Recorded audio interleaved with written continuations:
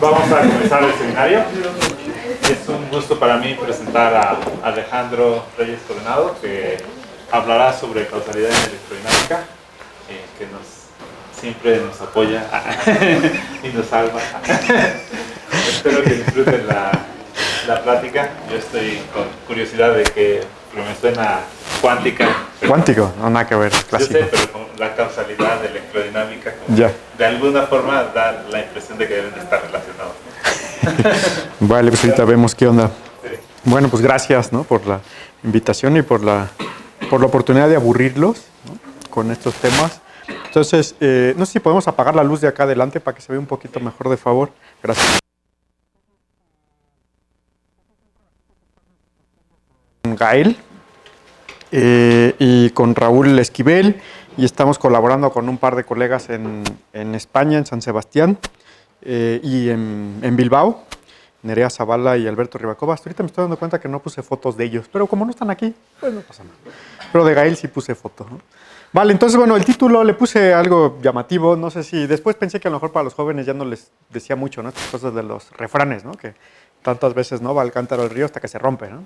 Entonces le puse, ¿no?, aunque no vaya al río se rompe, entonces vamos a hablar de causalidad, ¿no?, que yo creo que es muy importante en física, ¿no?, y no se discute, creo yo, en la licenciatura mucho, y creo que en la maestría tampoco, y creo que como que queda un poco ahí perdido, ¿no?, y uno no le pone mucha atención a esto. Bien, entonces, causalidad en electro. Antes que nada, presentar al grupo de trabajo. Siempre creo yo que es muy importante, ¿no?, dar crédito a quien lo merece, y usualmente uno deja en las charlas al final, ¿no?, los colaboradores, y pues por las prisas luego uno no alcanza a presentarlos. Entonces yo prefiero hacer al revés. Entonces primero presento al grupo. Entonces estamos trabajando con Diana, con Miguel, Amauri. Arturo ya está en el doctorado en el IFUAP en Puebla. Ángel está en el José, no sé, no, Ángel, José.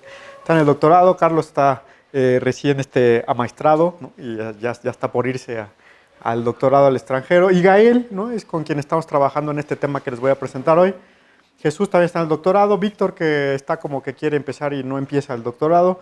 Jorge y Jonathan. Y por aquí faltan un par de fotos más de chicos que acaban de iniciar, ¿no?, la colaboración con nosotros, que todavía no tengo sus fotos. Pero bueno, este es el grupo con el que estamos trabajando. Si uno busca causalidad en la red, ¿no?, y le pone uno imágenes, me encontré estas figuras que me parecen muy ad hoc, ¿no? Entonces, causalidad, ¿no?, pues huevo y la gallina, ¿no? Pues, ¿qué fue primero, no? Entonces, como que de algo tendrá que ver eso, ¿no?, de causalidad con el huevo y la gallina. Estamos en época electoral, entonces yo creo que este es muy ad hoc, ¿no? Entonces, ¿no?, tenemos un electoral causality loop, ¿no? Entonces necesitamos un cambio, ¿no? Viene alguien que promete un cambio, ¿no?, uno vota por él y no pasa nada. O sea, parece como México, ¿no? No pasa nada, entonces necesitamos un cambio y ahí se va la cosa, ¿no? Llevamos ahí como 100 años o no sé cuánto, ¿no? Llevamos un montón. Y para los estudiantes estaría genial, ¿no? Si yo fuera no causal, entonces podría resolver este examen antes de que vinieran las preguntas, ¿no?, si fuera no causal, ¿no? Todo este tipo de cosas se encuentra uno en la red. Bien, lo que nos interesa es causalidad en electrodinámica. Entonces, supongamos que tengo una onda electromagnética, como por ejemplo el que emite este apuntador láser, y interactúa con un hipopótamo cúbico, ¿no? Entonces, la pregunta es, ¿qué le hace, ¿verdad?, la onda electromagnética al hipopótamo cúbico? Entonces, la respuesta de este hipopótamo está totalmente metida en unas funciones que les llamamos funciones respuesta, que es esta epsilon y esta mi. Esta epsilon también la gente le llama permitividad eléctrica, función dieléctrica, a veces le llaman constante eléctrica, que es una función que está lejísimos de ser constante, porque depende de todo, ¿no? Entonces no es constante. Y esta de aquí, permeabilidad magnética. En general, si tenemos medios no magnéticos, pues nos quedamos, digamos, con la pura epsilon, y la epsilon estaría caracterizando el medio material, y ahí está metida toda la respuesta electromagnética. Entonces nos dice qué le pasa a este hipopótamo cúbico. Entonces esta función es clave, función dieléctrica. Bien, ¿qué significa que la respuesta de un material sea causal? Entonces vamos a pensar que tenemos esta función dieléctrica y que depende del tiempo. Entonces, ¿qué significa que sea causal? Pues supongamos que yo tengo esta onda electromagnética, incide sobre este hipopótamo cúbico y me genera, por ejemplo, una polarización, ¿no?, un vector polarización. Y si este vector polarización yo lo graficara con función del tiempo, ¿sí?, yo supongo que a t igual a 0, digamos, llega la información electromagnética al hipopótamo. Entonces, antes de t igual a 0 no puede haber ninguna respuesta, tiene que ser forzosamente 0. Y ya una vez que ya le llegó la onda electromagnética, pues entonces ya puedo responder como se le pegue la gana. Entonces, causalidad quiere decir que antes de cero no puede haber nada. No puede haber respuesta antes de que le llegue la onda electromagnética, ¿no? Entonces, eso es a lo que nos referimos porque la respuesta al material sea causal. Si tenemos un medio lineal, ¿no? Como todos ustedes saben, ¿no? Pues entonces P lo puedo escribir proporcional a E, ¿no? Donde tengo aquí la epsilon 0 con unidades y la J, la susceptibilidad eléctrica, como la epsilon relativa menos 1, ¿no? Bien, en general conviene describir las cosas en el espacio de las omegas, entonces podemos hacer una transformada de Fourier de la epsilon de t, ¿verdad? La transformada de Fourier se ve así, así puedo calcular esta epsilon de omega, y automáticamente esta epsilon de omega, aunque esta sea una función real, esta ya es una función compleja. Entonces tiene parte real y parte imaginaria. Entonces tenemos una función compleja en general. Por cierto, esta charla la pensé para estudiantes de licenciatura, entonces a lo mejor algunos se van a aburrir un poquito. Y también, por favor, pregunten en cualquier momento que tengan alguna duda, ¿no?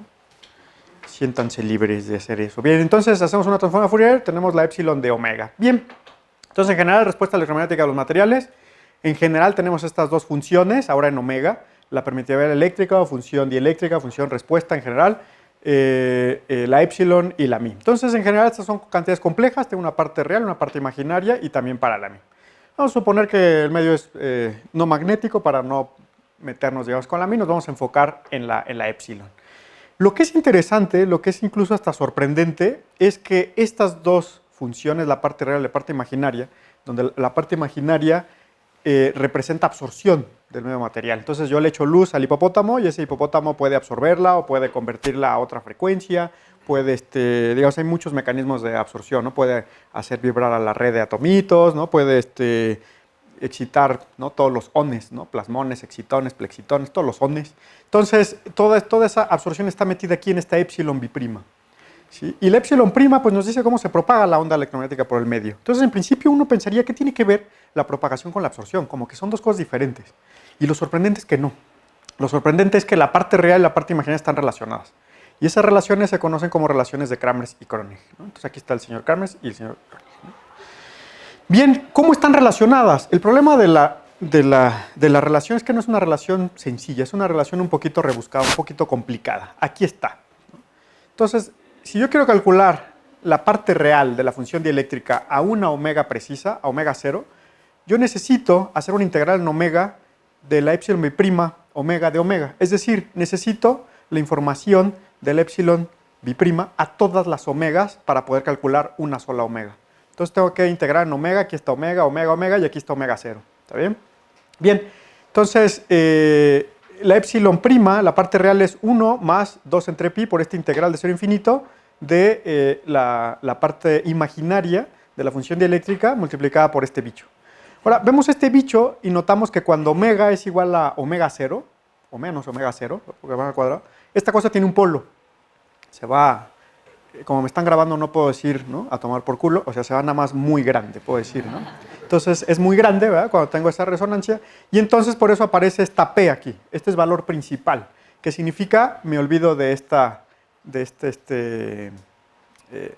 divergencia, ¿no? La brinco, ¿no? No la integro, ¿está bien? Entonces, la parte importante es que necesito para calcular la epsilon de omega, a una omega, necesito conocer la parte imaginaria a todas las omegas. Y viceversa, si yo quiero calcular la parte imaginaria, ¿no? A una cierta omega, también necesito conocer la parte real a todas las omegas. Tengo que integrar de 0 a infinito en omega, ¿está bien? Entonces es una relación complicadilla, ¿no? No está tan trivial, ¿no? Aquí le sumé este otro término porque siendo formales para el caso metálico necesitamos sumar este término que es proporcional a la conductividad estática, pero ahorita no me voy a meter mucho en ese rollo. Y nada más quiero que quede claro pues, que está relacionada la parte real con la parte imaginaria. Y estas relaciones, que se conocen como relaciones de Kramers-Kronig, está metida, está implícita ya la causalidad, ¿no?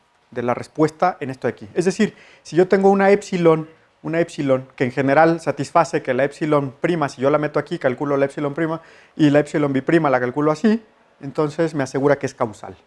¿Está bien? Entonces estas ecuaciones son importantes, ¿no? Bien, sin embargo, tenemos un problema, porque la función dieléctrica en general se conoce solo en un rango finito de frecuencias, no la conocemos para toda omega. Entonces, por ejemplo, aquí les presento, ¿no? Son datos experimentales, se reportó en 1972, Johnson y Christie, es un artículo más o menos famoso, muchísima gente utiliza estos datos, mucha gente. Y estos datos están en el rango de frecuencias de 0.64 electron volts a 6.6. Y aquí se los grafico, esta es la parte real y esta es la parte imaginaria, ¿sí?, de la función dieléctrica. En lambda, por ejemplo, va desde 187 nanómetros hasta 1937 nanómetros. Esta parte de aquí sombreada, que no sé si la alcanzan a ver, ¿no?, esta de aquí corresponde al visible, ¿no? Entonces tenemos, digamos, el valor para la función dieléctrica del visible. Sin embargo, pues no la conocemos, digamos, para omegas más allá de 6.6 eV, pues yo no sé cuánto vale. Y también para el límite omega igual a 0 yo no sé cuánto vale. Entonces, en principio yo no puedo hacer esas integrales de Kramers-Kronig porque me faltan datos. ¿Está bien? Bueno, pues entonces lo que necesitamos es inventar datos, ¿sí? Necesitamos hacer extrapolaciones de alguna manera, ¿sí? Ahora, la pregunta es, ¿cómo extrapolo yo de tal manera que garantice que satisfacen las relaciones de Kramers-Kronig? Porque lo que no se vale es inventar datos y que la función dieléctrica global, ¿no?, es decir, junto con los datos experimentales más los que yo inventé, pues que no sea causal. Porque si no es causal, pues ya la liamos, ¿está bien? Entonces, ¿cómo le hago, ¿sí?, para hacer esto de aquí? Bueno, ¿cómo se determinan las épsilons de omega? Bueno, pues se determinan a través de experimentos típicamente, y hay dos tipos de experimentos hoy en día. Uno es con luz y tiene que ver con reflectancia y transmitancia, que se conoce como elipsometría. Entonces uno refleja luz sobre una interfaz plana, una película delgada de algún material, y dependiendo la reflectancia en función del ángulo de incidencia y viendo las dos polarizaciones, uno puede inferir cuál es la épsilon de omega, ¿no?, parte real y parte imaginaria, general. Otro es con electrones, este ya es mucho más moderno. Entonces uno lo que hace, en vez de echarle luz a esa superficie plana, le echa electrones. Y dependiendo cómo reflejan esos electrones, la energía que pierden y que ceden, uno puede inferir también cuánto vale esa función dieléctrica.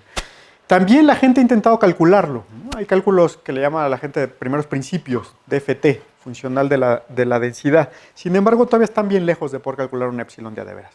Bien lejos. O sea, pueden calcular bien poquitas cosas y lo que calculan no saben si está bien. Entonces, mecánica estadística, ¿no?, mecánica cuántica, bla, bla, bla. Entonces, pues todavía están lejos. Entonces, realmente se mide experimentalmente y pues no podemos tener todo el rango de cero infinito que es el que necesitamos. Bien, entonces, ejemplos, ¿no?, problemas físicos en donde necesitamos la información del épsilon de omega a todas las omegas. Porque ustedes pueden decir, en mi experimento yo no necesito saber cómo responde el hipopótamo a la frecuencia del rojo y no me interesan las demás. Bueno, parece, ahí no hay mucha bronca porque uno va y la mide y ya está. Sin embargo, hay ciertos problemas en donde uno necesita hacer integrales en omega. No, simplemente mides cuánto vale el épsilon a esa omega, parte de la parte imaginaria, y te haces güey. O sea, te olvidas de todo lo demás y ya está. Sin embargo, hay ciertos problemas en donde no puedes hacer eso. Estos problemas, que es transferencia de momento lineal y angular, involucran integrales de cero infinito en omega. Entonces necesitas saber cuánto vale el épsilon para toda omega. Entonces te obliga a inventar datos, a extrapolar. También tenemos el efecto Casimir-Polder, o también tenemos el problema de transferencia de calor a la nanoescala, ¿no? Todos estos tres problemas involucran integrales de cero infinito en omega. Entonces nos vemos obligados a hacer extrapolaciones. Bien, ¿de qué va el trabajo que hicimos con Gael, o que estamos haciendo? Resulta que se pueden construir otras relaciones de Kramers-Kronig, ¿no?, para otras funciones, lo que se conoce como relaciones de Kramers-Kronig superficiales. Entonces podemos construir ahora, ya no es la parte real de la épsilon y la parte imaginaria, sino ahora es este bicho. Es la parte real de 1 entre épsilon más 1 menos 1 medio, ¿no? Esta de aquí satisface una relación de Kramers-Kronig, ¿no? Entonces esta de aquí la calculo como la parte imaginaria de este bicho, y esta parte imaginaria que está aquí lo calculo como la integral de la parte real, y esto es exactamente lo que está aquí. Entonces también satisface relaciones de Kramers-Kronig, ¿no?, o tipo Kramers-Kronig, ¿está bien? Entonces podemos jugar con estas ecuaciones, y entonces a lo que llegamos es que podemos encontrar una condición sobre causalidad. Bien, estas relaciones superficiales fueron propuestas en el 2005 por el grupo de Tan y otros colaboradores. Entonces nosotros retomamos esta relación, que es la primera que aparece por ahí, y con un poco de álgebra uno llega a esta condición, ¿sí? Entonces la condición es que la integral de cero infinito de la parte real de esta función, que es épsilon menos 1 entre épsilon más 1, tiene que dar 0. Ojo, aquí esta épsilon es compleja. Aquí tengo parte real más parte imaginaria. Entonces yo construyo esa épsilon parte real parte imaginaria menos 1 entre la épsilon parte real parte imaginaria más 1. A todo eso le saco la parte real, ya es una función, ¿no?, real, porque ya le saqué la parte real. Y esa integral tiene que dar 0. ¿Está bien? Entonces esto lo acabamos de mandar a publicar y está ahorita actualmente en refereo en esta revista Ultramicroscopy. Bien, entonces, dado que ustedes ya son físicos y espero que no haya ningún biólogo aquí. ¿Hay algún biólogo aquí? No, ¿verdad? Vale, entonces nosotros no le tenemos miedo al álgebra. Entonces les voy a demostrar cómo llegar de aquí a acá, que es realmente sencillo, no es tan complicado, ¿no? Entonces, partimos de esta ecuación, ¿sí? La multiplicamos por 2, trivial, ¿verdad? Multiplico por 2, ahí está. Y luego reescribimos lo que está en verde, ¿verdad? Entonces, este 2, la parte real de 2, pues es 2. Entonces esto lo puedo meter aquí, entonces me queda 2 entre epsilon más 1. Y puedo hacer el quebradito, este menos 1 también, la parte real, pues es menos 1. Lo puedo meter también aquí y hago este quebradito, ¿no? Si hago el quebradito, ¿está bien? Entonces 2 menos 1, pues es más 1, entonces me queda menos epsilon más 1 arriba y epsilon más 1 abajo. Saco el signo menos y entonces me queda que esto es igual a la parte real de epsilon menos 1 entre epsilon más 1. ¿Está bien? Bien, entonces la parte real de epsilon menos 1 entre epsilon más 1 con el signo menos, le quito el signo menos de aquí y entonces me queda que es igual a este bicho de acá. ¿Está bien? Con algebrita trivial.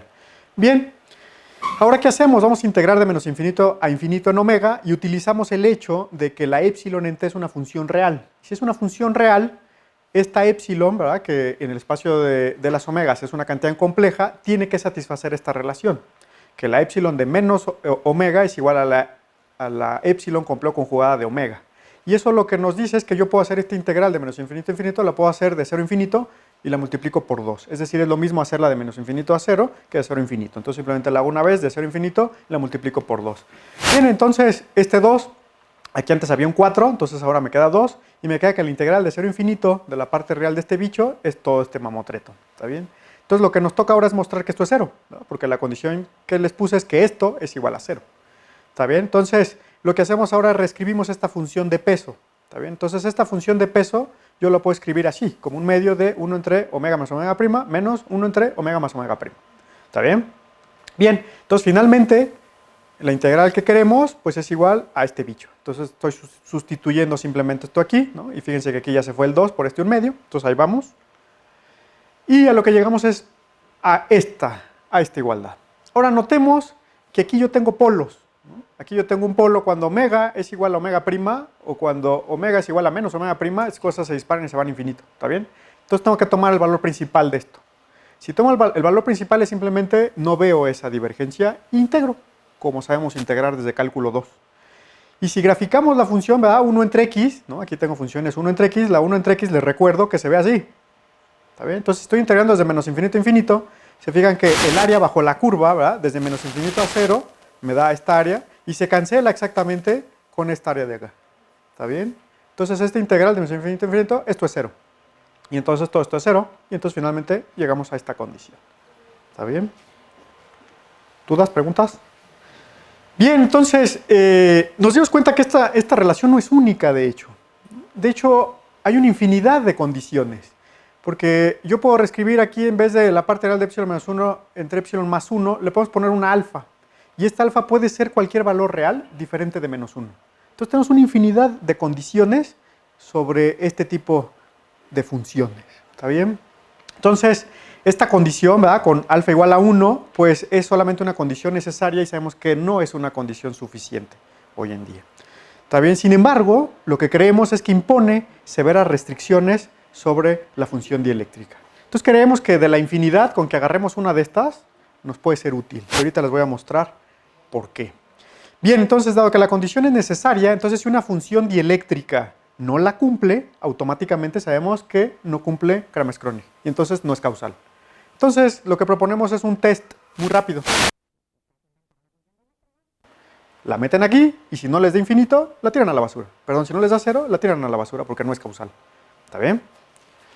Bien, entonces en general, la función dieléctrica de cualquier material yo la puedo descomponer en dos términos. Este primer término es una D de Drude, entonces tenemos un modelo de Drude que modela un gas de electrones libres. Y esto modela bien transiciones intrabanda, ¿sí? De los nuevos materiales en general, ¿no? En general, en los dieléctricos no tengo electrones libres y en los metales sí tenemos estos electrones libres. Entonces esto modela más o menos bien, ¿verdad? La parte metálica de todos ustedes. ¿Cómo se ve esta epsilon de omega? Es 1 menos omega p, que es la frecuencia de plasma al cuadrado, entre omega por omega más i veces, este es el imaginario, gamma. Y esta gamma es lo que se conoce como constante fenomenológica, ¿verdad?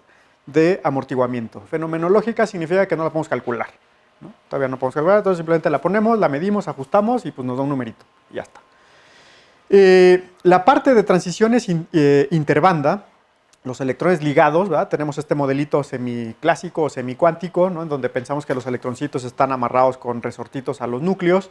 Esos resortitos tienen una cierta frecuencia de oscilador y entonces se ve de esta forma. Entonces la epsilon es 1 más una superposición de estos términos. Aquí tengo la misma frecuencia de plasma que aquí, modulada por una magnitud del oscilador. Esto se calcula, digamos, desde el punto de vista cuántico.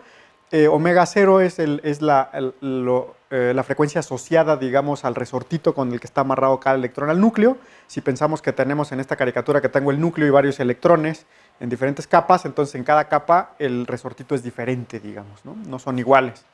Y nos vuelve a aparecer aquí esta constante fenomenológica, ¿verdad? De amortiguamiento. ¿Está bien? Entonces, con esta superposición yo puedo modelar la respuesta de cualquier medio material. Y si esto de aquí lo combino con esto de acá, tengo la epsilon en general. ¿Está bien? Todos estos modelos se conocen desde hace mucho tiempo. Y les presento las gráficas para que vean cómo se ve la función dieléctrica. Entonces aquí tomé algunos valores un poco ahí medio al azar.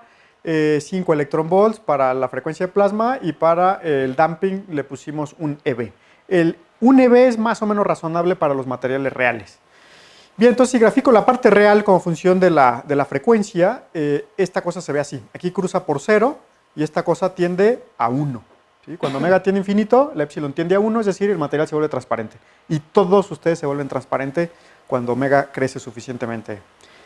Bien, la parte imaginaria, ¿cómo se ve? La parte imaginaria pues se va, digamos, muy lejos, ¿no? Y va bajando por aquí y nunca es negativa, siempre es positiva. Y decae por aquí.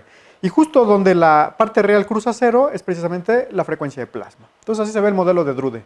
¿Cómo se ve el modelo de Lorentz? Supongamos que del montón de lorentzianas solo considero una, ¿no? Como ejemplo. Tomo estos parámetros, ¿no? La omega P 5 EV es igual que acá, la gamma 1 EV igual que acá, y la omega 0 le pongo 4 EVs, y a este factor de peso le puse 1.5.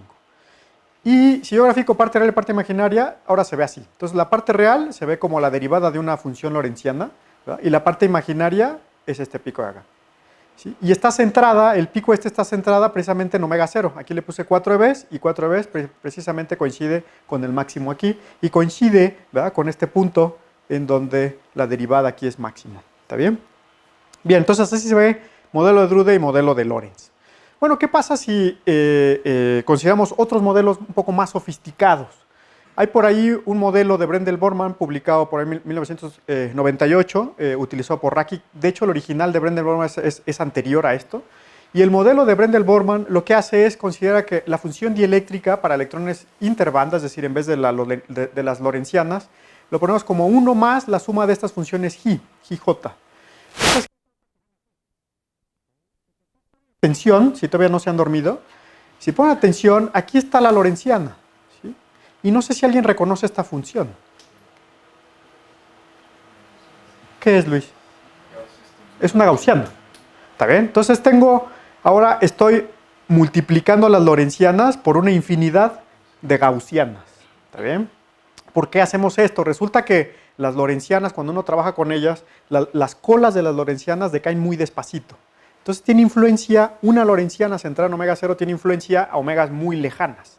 Y eso complica, digamos, los ajustes y el modelado. Entonces lo que se hace con Brendel-Borman es lo multiplico por una gaussiana que obliga a que las colas de la lorentziana decaigan más rápido. Y entonces las mata, y entonces el efecto ya no llega tan lejos, y entonces uno puede jugar, digamos, de manera más sencilla para hacer ajustes y modelar la respuesta del material. Bien, ¿cómo se ve esta función dieléctrica, ¿no? Si metemos numeritos, meto estos numeritos, grafico la parte real, la parte imaginaria, si se fijan se parece un montón a una lorentziana, nomás que ahora está, digamos, modulada por esta infinidad de gaussianas. Dependiendo de los parámetros que yo ponga aquí, yo puedo distorsionar, digamos, la lorentziana mucho o poco. ¿Está bien? Entonces aquí hice algo intermedio, sí. ¿Y nos podrías dar un poco de feeling de por qué a alguien se le ocurre esos modelos y por qué creemos que eso va a representar una función dieléctrica? Vale, entonces, allá voy, pero digamos para responder rápidamente, ¿va? Resulta, ¿sí?, que si probamos nuestra condición, ¿sí?, la condición que acabamos de encontrar con estos modelos, ¿sí?, la cosa se ve así. Aquí estoy graficando, ¿verdad?, el integrando, ¿no?, la parte real de epsilon menos 1 entre epsilon más 1. Entonces meto aquí, por ejemplo, el modelo de Drude. Ojo, este es complejo, este es complejo. Meto el modelo de Lorentz y meto el modelo de Brendel-Borman. ¿Está bien? Entonces, si calculo el integrando se ve así. Para Drude es la curva azul. Noten que comienza de 1, tiene un máximo, cruza por 0 y se va por acá. Suavecito. Considero el modelo de Lorentz. Pues ya no comienza en 1, pero comienza por aquí, vuelve a subir, cruza por 0 y hace esto de aquí. Es decir, prácticamente lo mismo. Brendel-Borman, ¿sí? Brendel-Borman hace exactamente lo mismo, pero es muchísimo más delgado, ¿sí? Entonces esta cosa sube, se va muy lejos, regresa, es tan grande que lo tuve que dividir por 10, ¿no? Lo multiplico por 0.1 para que se vea en esta curva, ¿está bien? Lo interesante es que si ahora yo la integro, no tengo que llegar hasta infinito. Aquí le pongo una cierta frecuencia de corte, ¿sí?, una frecuencia máxima. Lo que vemos es que si yo considero esta escala logarítmica, si considero 10 a la 3, es decir, omega igual a 1000, con eso ya vemos que modelos baja y llega a 0. Entonces resulta que sí satisfacen esto de aquí, y estos 3 modelos los usamos porque sabemos que satisfacen Kramers-Kronig. Automáticamente estos 3 modelos son causales. Ya está. Entonces por eso los usa la gente. Y bueno, porque aparte sabes, ¿no?, que cada transición, digamos, cuántica, bla, bla, bla, la puedes meter en el modelo de Lorentz con omega 0 y más o menos funciona bien la cosa. Pero lo importante es que automáticamente satisfacen causalidad, ¿sí? Como están grabando no puedo decir lo jodido, entonces digamos, lo difícil, ¿no?, lo difícil de esta cosa es que estas funciones no son una base. Entonces no es una base, entonces es un problema, ¿no? Entonces, ¿cómo ajustar la cosa, ¿no? Bien. Resulta que hay más modelos. Entonces la gente utiliza otros modelos, proponen otros modelos por ahí en la literatura, y está el modelo de Echegoin, Leroux y Meyer, por ejemplo, que consiste en la epsilon de omega es una epsilon de infinito, es una constante, menos omega p, omega más i veces omega gamma, esto es un Drude, y luego le suma estos dos términos, y estos dos términos se ven así. Es un exponencial i a la phi entre omega j, omega, gammas, bla, bla, bla, donde realmente en el paper, en el artículo este de 2007, transforman esta dependencia en omega, la pasan a lambda, que es exactamente lo mismo, nada más que se ve ahora así, ¿está bien? Entonces la pongo así para que se vea exactamente como viene en el artículo. Y si metemos aquí todos estos numeritos, todas estas constantes que son las que utiliza Echegoin y colaboradores en este artículo, metemos estos numeritos, la parte real y la parte imaginaria se ven así, ¿está bien?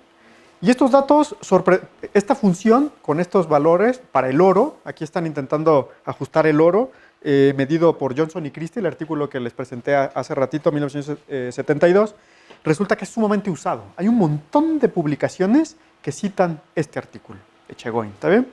Bien, pues hay otros más, ¿no? Está un grupo en España, ¿no?, Pérez Madrid, Lapas y Rubí, que ellos trabajan en fuerzas de Casimir-Polder. Entonces proponen este modelo para la función dieléctrica, ¿no?, y trabajar con fuerzas de Casimir-Polder, y esta función dieléctrica tiene esta forma. Entonces tengo aquí epsilon infinito, epsilon s menos epsilon infinito, estas son constantes, 1 menos i omega, y este tau, que es el damping, ¿verdad?, esta función de amortiguamiento, ahora propone que sea dependiente de la frecuencia. Y esta dependencia en la frecuencia, por cosas que no vamos a discutir ahorita, la proponen así, que el inverso es este rollo por exponencial de menos logaritmo al cuadrado de omega, omega 0, ¿está bien? Si uno grafica con los datos que ellos usan, ¿no?, en un PRL, este es +1, pero también publicaron un PRL, resulta que la función dieléctrica es prácticamente insensible a omega. Así sale, ¿no? Esos son los datos que ellos están usando. Bien, si nosotros probamos nuestra condición sobre estos dos modelos, el de Echegoin y coworkers, y el de Rubí y Lapas y ellos, encontramos esto. El integrando para Echegoin se ve así, ¿no? Entonces sube esto, baja por aquí, y se fijan, nunca cruza por 0. Si nunca cruza por 0 es tan chino, ¿verdad?, que el integral está hacia 0, ¿no?, porque es el área bajo la curva, y aquí el área bajo la curva pues siempre va a ser positiva. Entonces si veo la integral, pues esta cosa diverge, y diverge durísimo. O sea que no es causal, y no es causal durísimo, ¿está bien? Y este de aquí, pues ni qué decirles, ¿verdad? Es una auténtica vergüenza, ¿no? Porque pues esto diverge, obvio que diverge. Entonces esas dos funciones propuestas en la literatura, en particular la de Echegoin, que se hizo un montón, no son causales. Y si la gente lo usa e intenta sacar resultados, los resultados puede que no tengan ningún sentido físico, ¿está bien? Entonces, cuando nos dimos cuenta de esto con Echegoin, ¿no? Pues Gael y yo dijimos, ¡qué bruto! Como me están grabando, dijimos, ¡qué bárbaro! ¿No? ¡Qué bárbaros! ¿No? Vamos a escribirle a este cuate para avisarle que lo que está haciendo es una vergüenza, ¿no? Y publicaron un PRL, ¿no? Y cositas por ahí, ¿no? Resulta que ya se había muerto Echegoin. Dijimos, chin, va a salir muy mal, ¿no? Que critiquemos a alguien que se acaba de morir, ¿no? Entonces ya no pudimos criticarlo así muy fuerte, ¿no? Tampoco le va a doler, ¿no? Pero bueno. Pues resulta que no son causales estas funciones dieléctricas, esto es aguas, ¿no? Bien, ¿qué más hicimos? Consideramos también... Una pregunta. Sí. Cuando las han usado, ¿hay alguna evidencia que salga alguna cosa de esas? No física. Afortunadamente, lo que yo he visto hasta ahorita son cálculos en donde les interesa la función dieléctrica a una sola omega. Y entonces, pues simplemente no ponen atención, se hacen güeyes y no se preocupan si es causal o no. Pero como alguien se descuide y intente meter esto en otros problemas en donde sí importe, pues les va a dar pura basura, ¿no? Entonces yo creo que sí es delicado, ¿no? Sí. Aquí, y dice, bueno, la importancia de que se trabaje con un modelo causal es porque, bueno, entendí que algo causal es algo que tiene sentido físico, entonces... Exacto, y si no es causal no tiene sentido físico. Algo no causal sería como que el material reaccione antes de que tú lo... Como por ejemplo tu termo, que de repente sin que tú le pegaras a la mesa, tu termo saltara así solito. Eso sería no causal. Y digo, si eso pasara, yo creo que todos salimos corriendo de aquí, ¿no? Daría miedo, ¿no? O sea, afortunadamente no hay cuánticos aquí, ¿no? Eso, ¿no? Digo, hay gente que dice que la mecánica cuántica es no causal, ¿no? Y a mí se me paran los pelos de punta, ¿no? Pero cada quien, ¿no? Yo digo que sí tiene que ser causal, ¿no? Porque yo nunca he visto que nada así solito salte, ¿no? Pero bueno. Bien, la gente trabaja también con datos experimentales, ¿no? Con conjuntos de datos experimentales. Y hay un conjunto de datos experimentales que es famosísimo, que son los datos de Palik. Palik realmente no midió. Lo que hizo Palik fue una recopilación de todos los papers, de todos los artículos que había, digamos, hasta 1995, y los agrupó y los ordenó. Entonces, realmente los datos de Palik es una colección de diferentes experimentos, ¿está bien? Pero la gente los usa y son muy utilizados. Más recientemente, un grupo en Alemania, de Claudia Ambrosch, y primer autor Werner, que está por aquí, 2009, midieron la función dieléctrica para el oro utilizando reflexión de electrones. Entonces probamos estos dos conjuntos de datos y para nuestra sorpresa, ¿sí? Palik, ¿no? Resulta que no es causal. Entonces, si yo grafico otra vez el integrando para Palik y Werner, pues el integrando para Palik se ve como esta línea punteada roja, ¿no? Para Werner se ve como esta azulita, y uno dice, pues se parecen bastante, ¿no? Ahí va más o menos. Pero si integro, lo que me doy cuenta es que Werner, ¿verdad? La curva azul, sube, hace lo que tenga que hacer, baja y llega a cero, como debe ser, es causal. Y Palik sube, baja y esta cosa no llega a cero. Entonces, ustedes pueden decir, a ver, si estos son datos medidos, ¿cómo puede ser que la naturaleza no sea causal? La naturaleza es causal por default. ¿Qué pasa aquí? El problema es lo que les acabo de decir. Los datos de Palik es una colección de diferentes experimentos. Entonces los experimentos, pues uno no tiene nada que ver con el otro, y si uno empata un experimento con otro, pues a lo mejor la función dieléctrica de un experimento va aquí y la del otro experimento va acá, y entonces como yo hago este empate, entonces empiezo a meter cosas no físicas. Entonces trabajar con datos así nomás, sin ponerle atención, puede resultar en cosas no causales y podría darnos resultados no físicos. Entonces también hay que tener cuidado. Bien, ¿qué tipo de efectos podemos tener, no físicos? Bueno, por ejemplo, aquí comparamos, ¿no? Podemos trabajar con los datos de Palik y los de Werner, y entonces podemos calcular, por ejemplo, el momento dipolar inducido, ¿sí?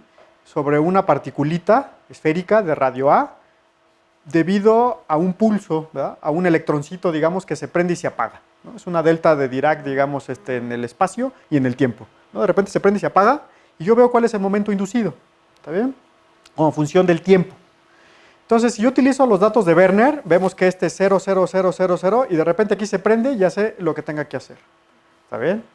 Y si vemos los datos de Palik, esta cosa no es 0 aquí, y esto es lo que le llamamos el pre-echo, y entonces esto es no causal. Entonces ya tengo una respuesta antes de que se prenda el electrón. No puede ser. Entonces esto está tremendamente mal, ¿no? Entonces, si ustedes toman Palik, pues les va a dar esta cosa que no es causal. Y entonces aguas con lo que vayan a concluir de sus cálculos.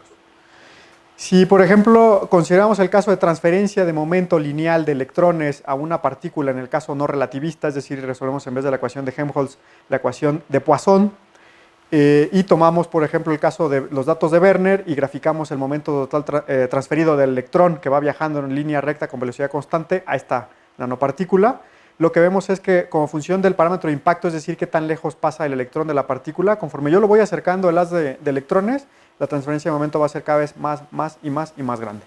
Y si tomo datos no causales como los de Palik, resulta que esto crece, llega a un máximo, cruza por cero y se va para acá. Y esto es muy diferente, porque en el caso de Werner esta partícula, ¿verdad?, se va para abajo y en este caso roja la partícula se va para arriba. Entonces el resultado es muy diferente. ¿Está bien? Entonces para el caso de Poisson sabemos que no es un efecto de la no causalidad. Entonces creemos que es crítico, ¿no? Porque pues, como te salga, en vez de 2 te salga -2, pues ya la liaste, ¿no? Está duro, ¿no? Bien. Bueno, pues entonces ya les presenté que esta condición, este test de causalidad puede ser útil, ¿no? En el sentido de que pues, tú propones una función eléctrica y por rápido sabes si es causal o no.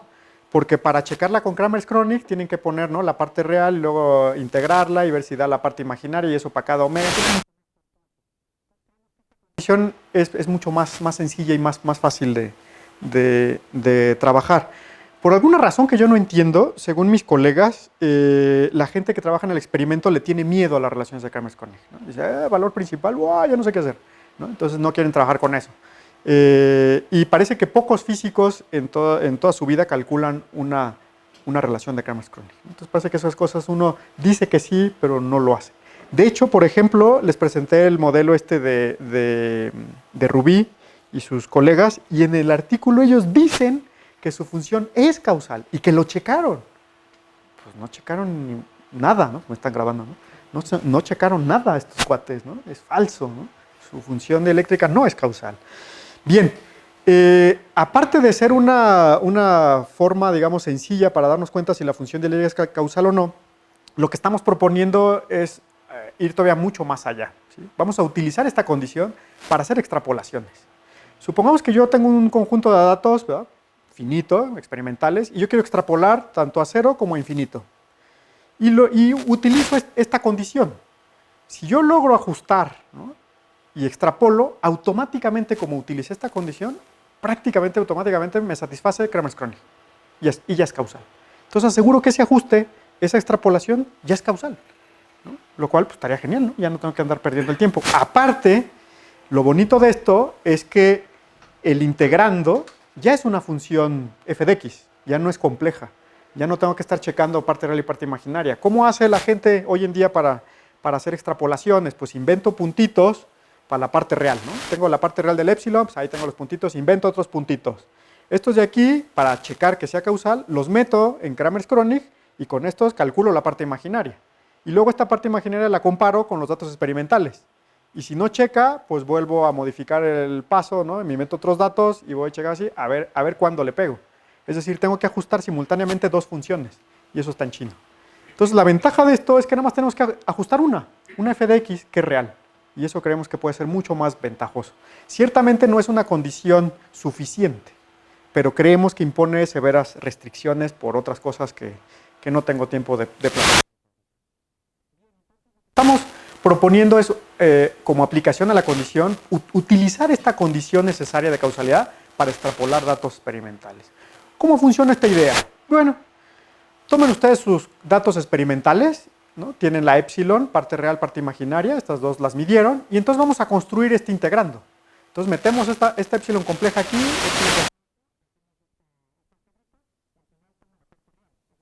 función f de omega, ¿está bien? Ya no es complejo. Pues como son datos experimentales,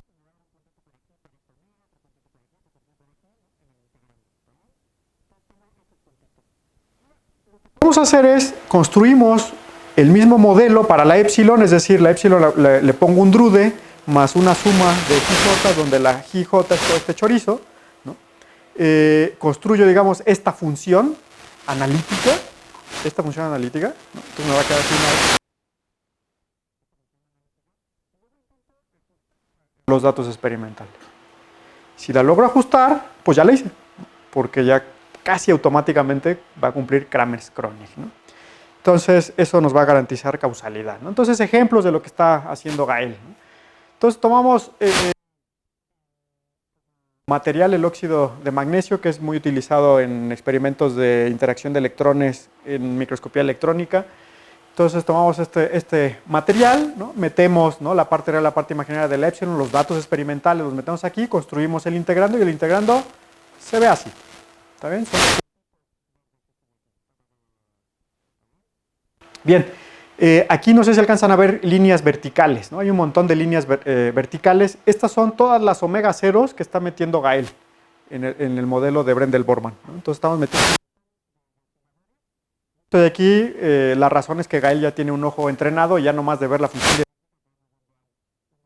omega ceros y entonces uno puede ajustar, ¿no? Entonces para eso se necesita entrenamiento, ¿no? O sea, nomás de verlo uno así nomás pues no le sabe, ¿no? Entonces uno tiene que jugar y saber qué hacen estas funciones, ¿no? Bien, entonces todas esas son las omega 0 que utiliza Gael. ¿Te acuerdas cuántas son Gael ahí? Como 16. O sea, son, no sé si, para que vean más, su masa un drude. O sea, es una función, fíjense, esto depende de sigma, de la omega j y la gamma y la f. Son 4 por cada una, ¿no? Entonces son 16 por 4 más otras 2 acá. Una función de 16 por 4 más 2. Y tienen que ajustar eso a los datos experimentales. Entonces no es trivial, no es trivial. Bien, entonces el ajuste que hace Gael es esta curva continua, y si se fijan le pega bastante bien, quizás algo aquí, ¿no?, que falla un poquitín, pero le pega bastante bien, ¿sí? Ahora, como tengo el modelo, yo puedo ahora despejar y regresar a la parte real del epsilon y compararla con los datos experimentales, y a la parte imaginaria del epsilon y compararla, para ver qué tan bien da. Y esta es la comparación, esta es la parte real, ¿no? Los puntitos verdes son los datos experimentales y la línea continua es el ajuste, ¿no?, que hizo Gael aquí. Si se fijan, es bastante bueno, bastante bueno. Y la parte imaginaria también. Entonces prácticamente ya le dimos al MGO. Ya tenemos una forma de extrapolar e interpolar los datos, ¿sí?, que automáticamente son causales. Ya está, ya no tenemos que preocuparnos por todo ese rollo. ¿Sí? Hay una pregunta, en esa parte donde no les queda el ajuste, Sí. ¿eso sí lo sabía? Pues mira, o sea, tú por ejemplo dices, mira, aquí, tú dices, mira, aquí ya falló desde 20 Bs, ¿no? Sin embargo, la comparación entre la parte real, ¿no?, datos experimentales, bastante buena hasta 30 Bs, ¿no? Entonces, aunque le fallamos aquí un poquitín, pues le pega bastante bien, porque tú lo que quieres ajustar es esto, ¿no? O sea, de aquí, el problema es que la condición es sumamente más estricta aquí que acá. Esto es más laxo. Por eso, aunque le fallemos un poquitín aquí, le falles un poquitín aquí se pega muy bien. Y la parte imaginaria también. ¿Las escalas de qué, perdón?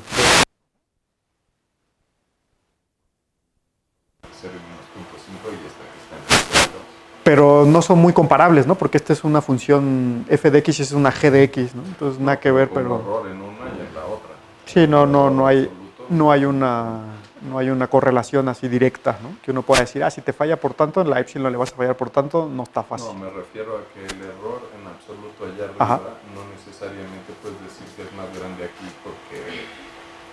por la... tú, o sea, ya. Te tienes que comparar en qué tanto difiero lo que le quiero pegar. Ya. El punto aquí también hay un detalle sutil. Estos puntitos verdes son datos experimentales y tienen errores. Y entonces, pues aquí, digo, si pasa por la derecha del puntito, por el centro, por la izquierda, nadie te puede decir que está mal, ¿no? Como tienes ahí una barrita de error, está bien. Entonces, usualmente, todos los artículos que yo he visto en donde reportan datos experimentales de funciones dieléctricas, nunca le ponen barritas. Y todo el mundo se cura en salud y dice, la barra es más pequeña que el punto que uso. Y dice, no, pues, te creo, ¿no? Pero bueno, ¿no? Ve tú a saber, ¿no? Entonces, en general, pues esto es bastante bueno, ¿no? Y si se lo enseñamos, por ejemplo, a nuestro colaborador Alberto Ribacova dice, no, esto ya está, ¿no? Bueno, me están grabando, pero son españoles y ellos sí dicen de puta madre, ¿no? Esto está ya de puta madre y trabajan con esto, ¿no? Les dice, esto está súper bien, ¿no? También está trabajando con carburo de silicio, que es un material interesante porque tiene alto contraste y también tiene resonancias en la región de terahertz, que hoy en día está de moda. En fin, se ve más o menos así. Este es el integrando, los puntitos son los datos experimentales. Si se fijan, aquí tengo una resonancia, ¿no? Y luego tengo aquí toda esta estructura. la resonancia aquí está y la resonancia aquí está, y aquí está el zoom de la resonancia para que la vean, ¿no? Entonces, el ajuste nuevamente, si se fijan aquí, pues a lo mejor le falla un poquitín y aquí le falla un poquitín, ¿no? Más o menos. Pero si de aquí nos regresamos a la parte real, a la parte imaginaria, pues la parte real, ¿no? Digamos, la primera resonancia que está en terahertz, le pega súper bien. Y todos estos demás puntos le pega bastante bien al carburo de silicio. Y la parte imaginaria lo mismo, ¿no? Tengo esta resonancia en terahertz, que es un picote, y le pega bastante bien. Y todo lo demás, quizás salvo aquí, que tenemos un pequeño detalle, pero hay otros problemas ahí técnicos que no quiero aburrirlos con eso, pero le pega bastante bien. ¿Sí? Entonces, pues ya tenemos una forma, ¿no? Uno diría, pues listo, ¿no? Ya está. O sea, ¿no? Cualquier material que ustedes midan, ajustenlo con esto y listo, a otra cosa, ¿no? Resulta que no está tan fácil. Intentamos con oro, y con oro todavía no hemos podido. Y fíjense que ahí ya dije hemos podido, porque hubiera estado muy gacho que dijera Gael no ha podido, ¿no? Entonces no hemos podido, ¿no? Con el maldito oro, ¿no? Johnson y Christie. Entonces Johnson y Christie representa, tenemos muchos problemas. Uno de los problemas es que la ventana de datos es muy pequeña, no tenemos datos acá, ¿está bien? ¿Por qué estamos empecinados con Johnson y Christie? Porque la gente lo usa. La gente lo usa para todo, ¿no? Prácticamente todos los artículos que ustedes ven, Johnson y Christie para arriba y para abajo. Entonces queremos mostrar, ¿no? Una forma, digamos, bonita de ajustar y extrapolar, ¿no? Estos son los datos experimentales, los puntitos morados, y este es uno de los mejores ajustes que tiene Gael. No sé si tengas algún otro más mejor, como dicen. Entonces esto se ve así, ¿no? Ahora, noten que aquí afuera, pues aquí tenemos una lorencianota bárbara, ¿no? Y pues eso uno puede decir, pues eso no es físico, ¿no? A lo mejor eso no tiene realidad física. Ahora, los datos experimentales llegan hasta aquí. Entonces, nada ni nadie nos puede decir que esto no existe. O hasta que no se mida, pues no tiene ningún sentido. Entonces nosotros aquí podemos poner lo que se nos pegue la gana. Siempre y cuando le peguemos a esto de aquí, nadie nos puede decir que está mal. Hasta que no midan en otra ventana, pues entonces ya podemos decir, mira, pues entonces vamos a corregir, yo qué sé, ¿no? Pero hasta este nivel, pues estos son los datos experimentales y es lo único con lo que tenemos para jugar. Y si calculamos la parte real y parte imaginaria, pues esto va por aquí. Entonces este sí que nos está dando trabajo, ¿no? Sí nos está dando problemas. Pero bueno, en general, creemos que vamos por buen camino. Esto no lo hemos publicado todavía, ¿no? Es el artículo siguiente, ¿no? Que estamos preparando. Y bueno, ya para dejar de aburrirlos, como conclusiones, entonces construimos una condición necesaria para una función dieléctrica para que sea causal, es decir, que cumpla relaciones de Kramers-Kronig, ¿está bien? Probamos diferentes modelos, ¿no? Para esta función dieléctrica, modelo de Drude, Lorentz y Brendel-Borman, que ya sabíamos que eran causales, entonces queríamos checar que estuviera de acuerdo. Y probamos también este de Chegoin et al. Y Rubí et al. Y mostramos que estos dos no son causales, ¿no? Entonces le escribimos a Miguel Rubí, y Miguel Rubí al principio dijo, qué raro, lo voy a checar, ¿no? Y no volvimos a saber de él. Pues ya no le dijimos nada, porque, ¿no? Lo cachamos, ¿no? Ni modo, ¿no? Analizamos también datos experimentales de la función dieléctrica del oro, ¿no? Palik y Werner, ¿no? Y mostramos, ¿no? Que hay que tener cuidado cómo seleccionar estos datos de Palik. No porque sean nada más experimentales, ya está. Los uso sin ningún cuidado y me tiene que dar algo físico, no necesariamente. Entonces tenemos que tener cuidado con eso. Y proponemos, esto es lo que no hemos publicado, proponemos el uso de esta condición para el ajuste y la extrapolación de las funciones dieléctricas, ¿no? Entonces hasta ahorita hemos jugado con estos de aquí, pero podríamos jugar con muchos más, ¿no? Y bueno, pues eso es todo lo que tenía para enseñarles hoy, y pues muchas gracias por su atención, y cualquier pregunta que tengan intentaré responderla.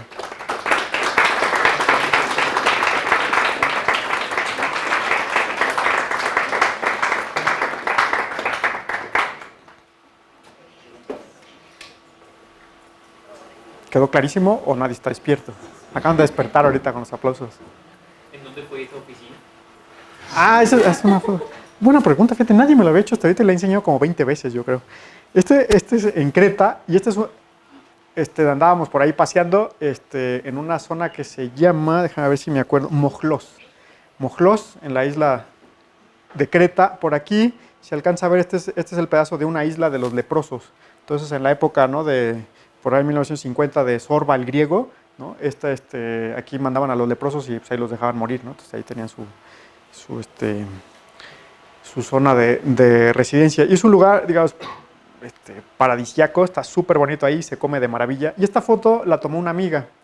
Y esta amiga me hizo prometer que mis charlas le iba a poner al final, ¿no? Decir, ¿no? Lo que fue tu oficina en Creta, ¿no? Realmente no era mi oficina, ¿no? O sea, pero bueno, es en Creta. la isla de Creta. Hice un postdoc ahí. Ahí no, pero...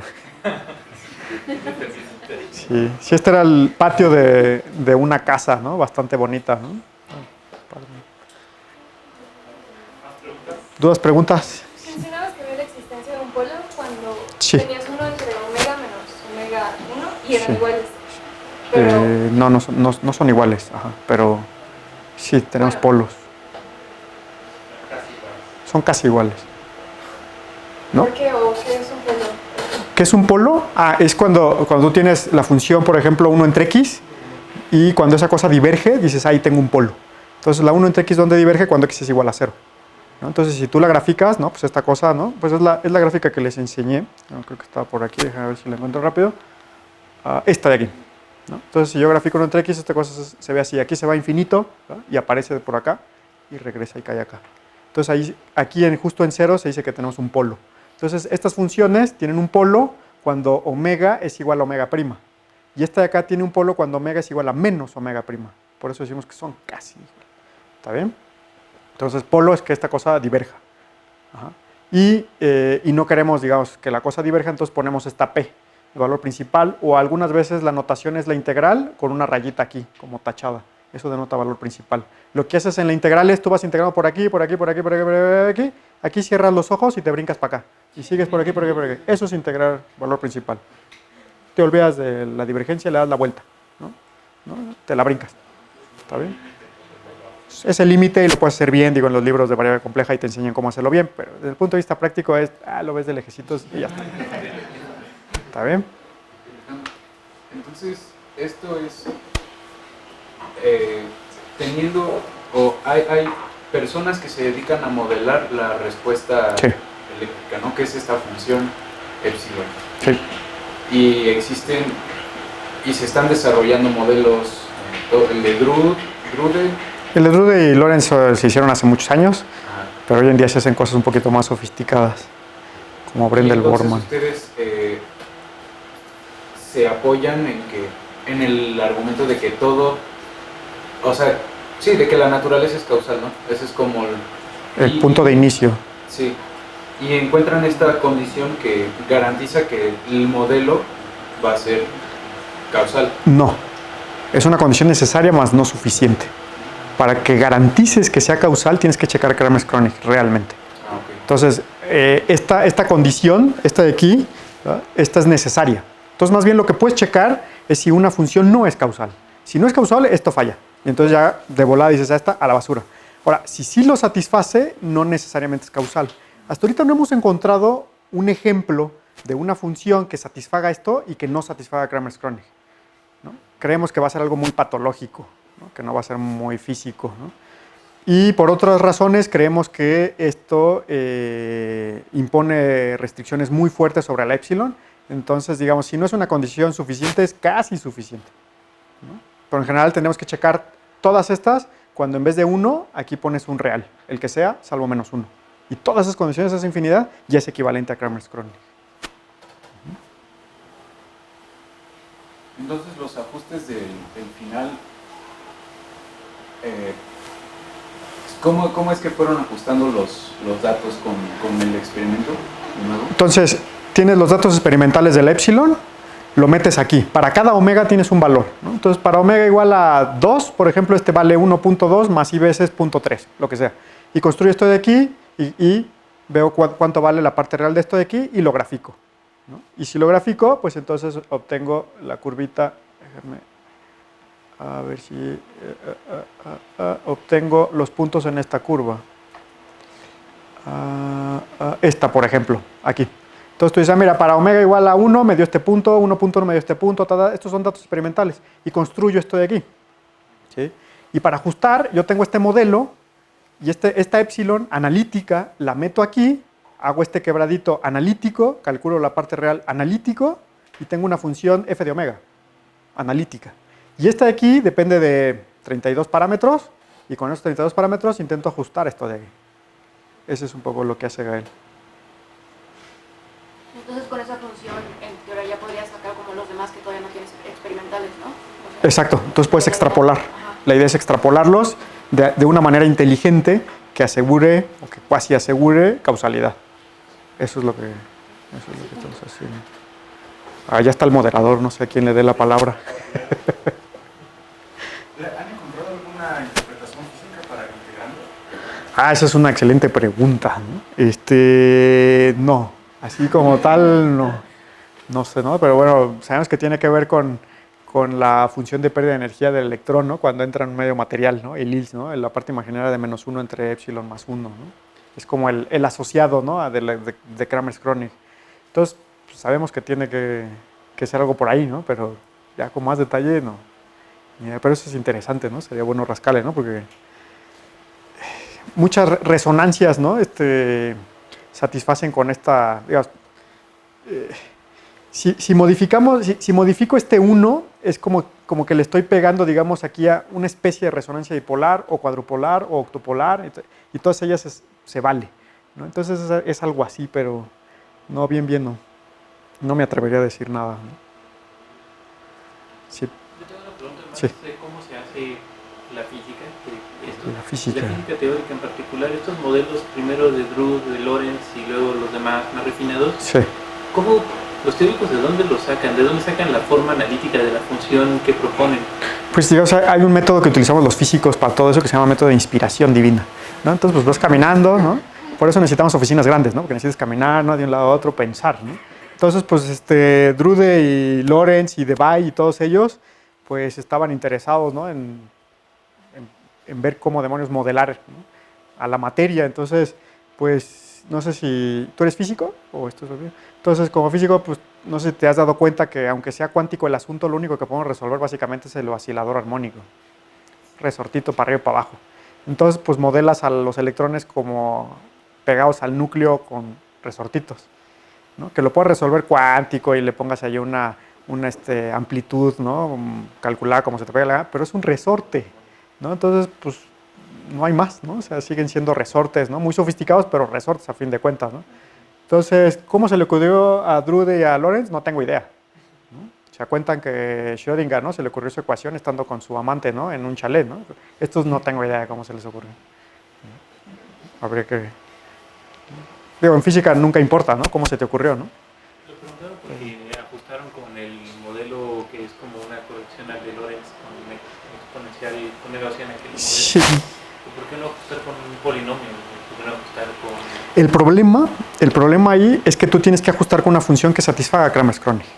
Porque si ajustas con una función que no satisface a Kramers-Kronig, pues no te sirve para nada, ¿no? Entonces, pues agarra un polinomio lo metes a Kramers-Kronig y no checa, y no jala, ¿no? Ahora, ¿por qué se les ocurrió modular, ¿no? las lorentzianas con gaussianas? Yo me imagino, no lo sé así, pero me imagino, por lo que se dio cuenta Gael, que las colas de esto decaen muy lento, entonces te afectan muy lejos, ¿no? de la resonancia, ¿no? Cada omega 0 aquí, ¿no? Representada por esta X y aquí, corresponde a una transición real en un atomito, ¿no? Entonces que tú, ¿no? Que por ejemplo aquí tú dices, pues mira, 25 eV en el oro, pues sé que hay una transición de un electrón de la capa D que se va a la capa yo qué sé, y entonces pues ese de ahí, ¿no? Interactúa con otras transiciones. Pues uno diría, pues depende, ¿no? Si está muy lejos, si está muy cerca, yo qué sé, ¿no? Si está muy lejos, pues uno esperaría que no tuviera nada que ver en una transición de un electrón de aquí a acá a uno que esté mucho más suelto de acá. Entonces el problema es que estas colas sí traslapan los diferentes modos. Entonces como que me imagino yo que pensaron alguna manera sensata de acortar las colas de las lorentzianas, ¿no? Y entonces encontraron, ¿no? Digamos, esta expresión, ¿no? Pero, digo, pues en principio... Digo, hay mucha física atrás, ¿no? La parte imaginaria de la epsilon pues está asociada, digamos, aquí tiene estructura de picos y cada uno de los picos representa un proceso de absorción diferente. Puedes tener ahí metidos resonancias fonónicas, por ejemplo, en donde la luz, ¿no? Se acopla a un fonón, ¿no? Tenemos ese tipo de cosas, o pueden ser plasmones, pueden ser polaritones, pueden ser excitones, ¿no? Entonces todo como pueda responder tu material, tiene que estar metido aquí en este epsilon. Entonces, la naturaleza, digamos, de cada pico puede ser muy diferente. Entonces, si sabes física, por otro lado, ¿no? Y sabes, ¿no? Qué tipo de transiciones, qué tipo de absorción tienes en cada uno de los materiales por diversos estudios, pues eso impacta aquí, porque entonces ya puedes modelar y dices, yo sé que ese pico es de esta forma, ¿no? Entonces ya no puedes, digamos, a lo mejor se escucha un poco mal, pero es una forma elegante de cucharear, ¿no? O sea, porque aquí dices, pues aquí como le hago, tengo que inventar datos, ¿no? A fin de cuentas estoy inventando datos, pero hay formas de inventar datos, ¿no? Entonces, no sé si contesté tu pregunta. ¿Y hay alguna relación de Kramer-Konecki para la parte magnética también? ¿Se verían distintos? Fíjate que es una excelente pregunta y justo cuando estaba preparando la charla me surgió esa duda y no sé, entonces voy a checar ahorita, de hecho, si existe. Yo supongo que sí, debe existir, aunque la naturaleza es muy diferente, ¿no? O sea, la parte magnética, o sea, pensando en que la naturaleza, el magnetismo no es clásico, tiene que ver con el spin. Entonces ahí no sé cómo está el rollo ¿no? No sé, lo voy a investigar, no sé, la verdad es que no lo sé. ¿Más preguntas? Yo tengo una pregunta de por qué en el caso del que era óxido de magnesio, Ajá. se tiene una colección de puntos de puntos experimentales Sí. que van hasta los 30 ¿Ves? Ajá. y la del oro es pequeña. Sí. O sea, ¿por qué en el oro no se pueden generar más datos? No, sí se ¿Qué pueden, es lo que está deteniendo? sí se pueden generar más datos y déjame ver, creo que me regreso para acá y te enseño a estos de aquí. Estos de aquí son datos experimentales para el oro también. Nada más que este de Pali, que es una recopilación 1995 y si te fijas, voy desde unos pocos EVs, de hecho desde 0.1, 0.01 EVs, ya no recuerdo, hasta 10.000 EVs. Entonces sí que se ha medido. Y los datos de Werner igual también, ¿no? Van hasta, ¿tú te acuerdas, Gael, hasta cuál llega Werner? Varios miles o algo así, ¿no?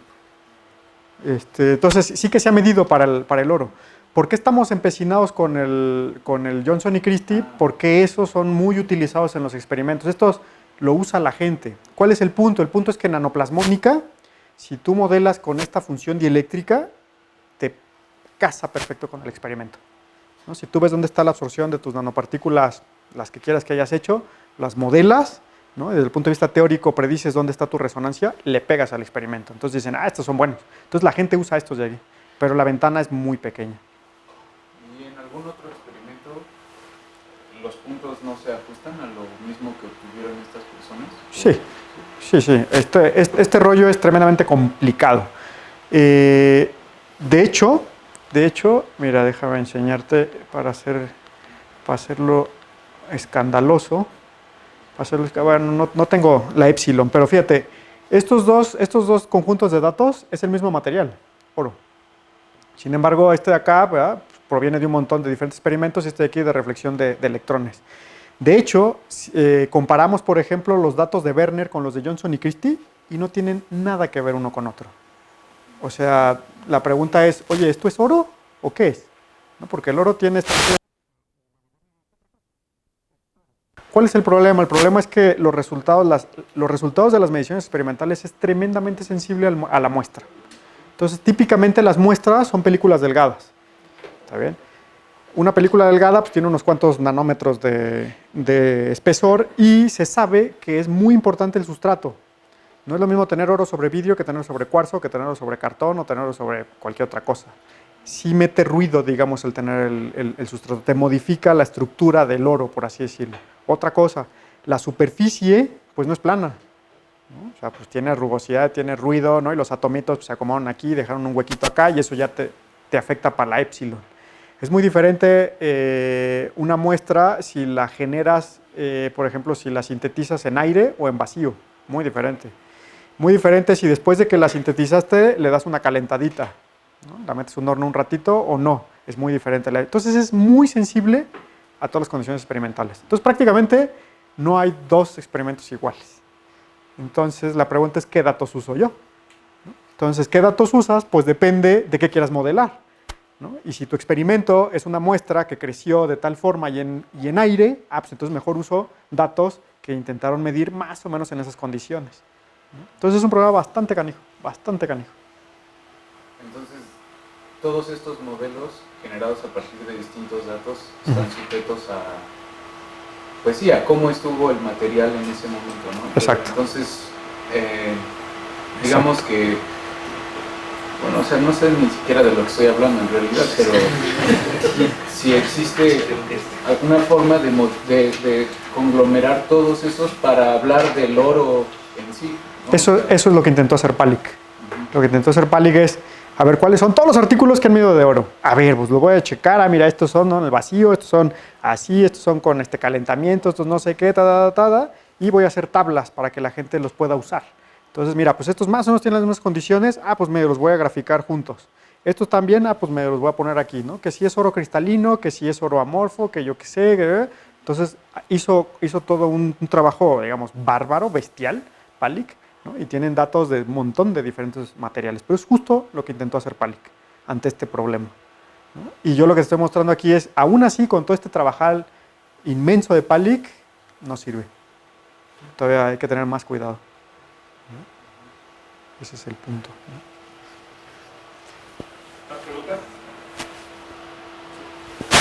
Bueno, esto va a hablar de lo que mencionabas de causalidad al principio. Ajá. Pero alguna vez en la clase estabas comentando de dos placas que de repente se juntaban y Sí. vamos a hablar de dos. Que no, esto entra más igual entre que no sería no causal. No, ¿por qué? No. Bueno, como recuerdo que lo estábamos comentando aquella vez, Sí. es que tenías dos placas y de repente agarraban y se juntaban. Sí, solitas, hay una fuerza, ¿no?, que las junta. Y eso uno lo puede pensar, digamos, en términos clásicos, ¿no?, como una presión de radiación del campo electromagnético, ¿no?, de vacío, ¿no?, lo que quiera que signifique eso, ¿no? Y la idea es que afuera caben más modos de los que hay adentro. Y cada uno de los modos contribuye, si tú quieres pensarlo, como un delta de momento, ¿no?, o una presión, ¿no? Entonces resulta que hay más presión afuera que adentro. Entonces por eso hace que se peguen. Pero esto es causal. Sí.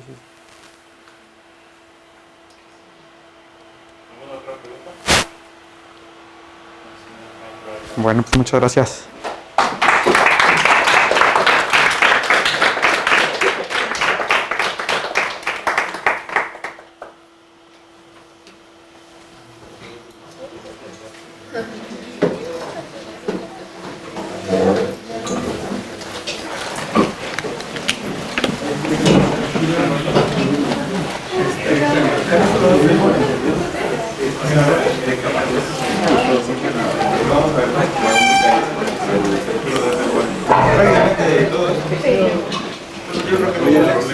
Entonces tienen así las funciones, o sea, esas dos funciones así, QMGO así con sus parámetros y todo. Están bien padres esas funciones. Sí, ya las podemos usar.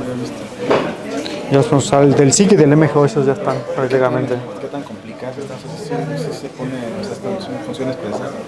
Pues no son las Brendel-Borman, nomás que son 16 y el otro son más. Cero infinito, ¿no? Ya no lo comenté eso, pero ciertamente. Listo, ¿verdad? A ver. Que lo vaya a romper.